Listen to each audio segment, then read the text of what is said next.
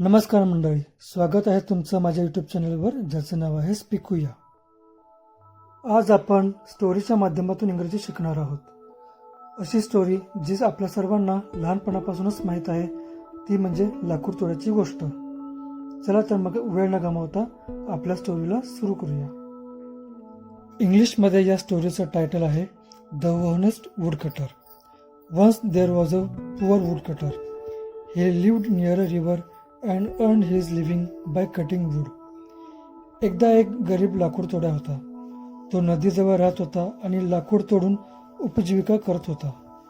One day, while cutting a tree near the river, his axe slipped from his hand and fell into the water.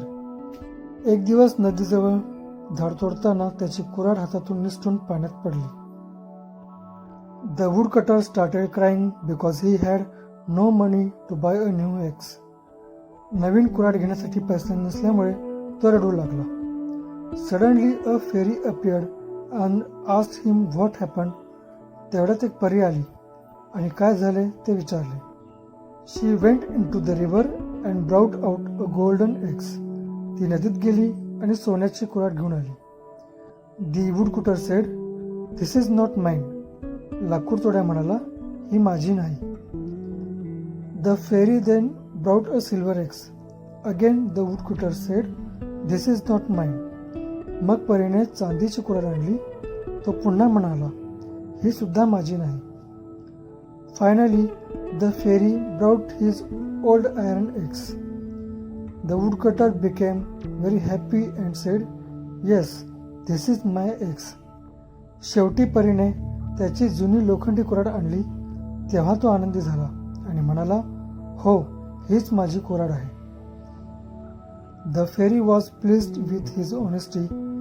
She gave him all 3 axes as a reward. त्याच्या प्रामाणिकपणावर खुश होऊन परीने त्याला 3ही कुऱ्हाडी बक्षीस म्हणून दिल्या. Moral of the story is, honesty is always rewarded. प्रामाणिकपणाला नेहमीच बक्षीस मिळते.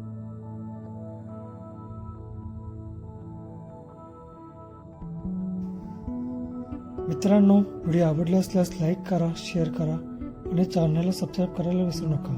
थँक्यू.